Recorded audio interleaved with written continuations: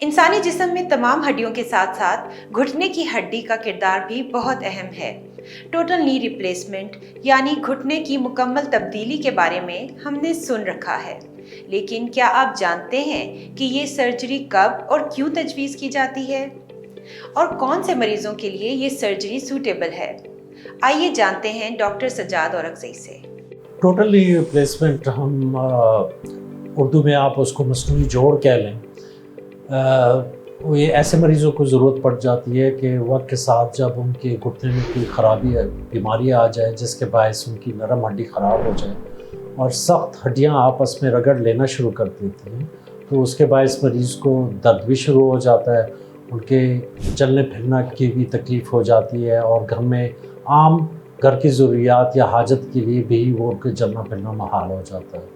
ऐसी सूरत हाल में ऐसी कोई दवाई अभी तक दुनिया में ईजाद नहीं हुई जिसके देने से ये नरम हड्डी वापस आ जाए, तो मजबूरन फिर हमने इनका ऑपरेशन करके मसनूई जोड़ लगाना होता है।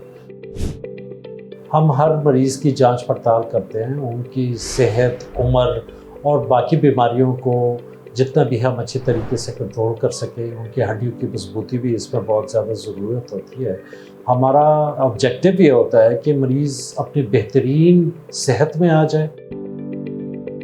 टोटल नी रिप्लेसमेंट सर्जरी का दौरानिया कितना है? कितने अरसे में मरीज रिकवर होकर चलने के काबिल हो जाते हैं?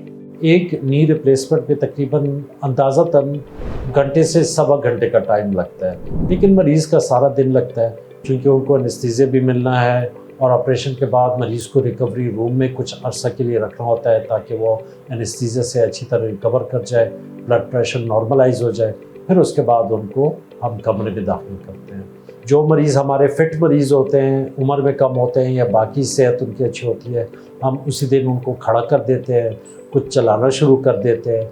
हमारा ऑब्जेक्टिव ये होता है कि तीसरे, चौथे या पाँचवें दिन तक मरीज़ इस हालत में पहुंच जाए कि वो सहारे के ज़रिए, फ्रेम के सहारे के ज़रिए, बग़ैर किसी के हेल्प के ख़ुद बाथरूम जा सके। दर्द इस हद तक पहुंच जाए कि आम टैबलेट जैसे पेनाडोल या पैरासीटामोल की टैबलेट है उससे उनका दर्द कंट्रोल ले। जब ये ऑब्जेक्टिव्स हम अचीव कर लेते हैं तो हम उनको घर भेज देते हैं।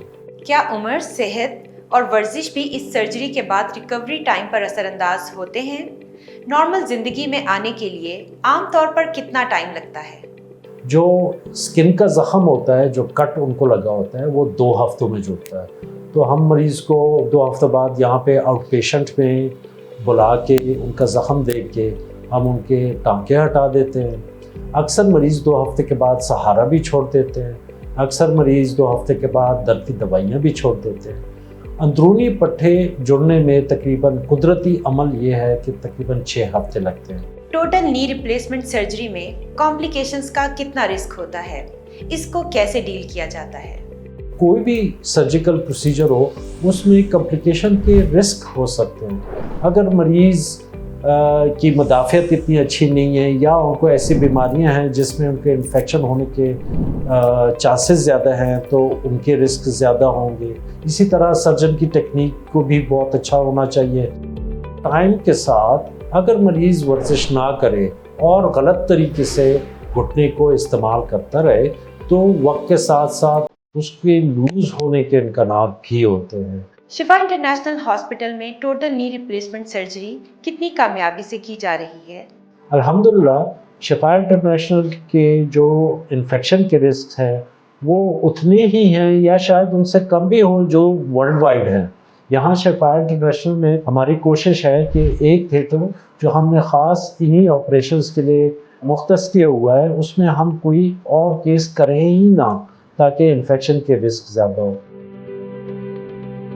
टोटल नी रिप्लेसमेंट की सर्जरी के बाद पेन मैनेजमेंट के लिए कौन से खसूसी इक़दाम किए जाते हैं और मुकम्मल सेहतयाबी के बाद क्या रिकमेंड किया जाता है? हमारे पेन मैनेजमेंट स्पेशलिस्ट टीम है पूरी की पूरी, जो पेन की ट्रीटमेंट ऑपरेशन से पहले से लेकर ऑपरेशन के बाद के पीरियड में हम उनको मुख्तलिफ़ तरीके से मेडिकेशन देते हैं, जो टैबलेट फॉर्म में भी होती है, इंजेक्शन में भी होती है, एपिड्यूरल में भी हम दिलाते रहते हैं ताकि मरीज़ के दर्द कम से कम हो जाए।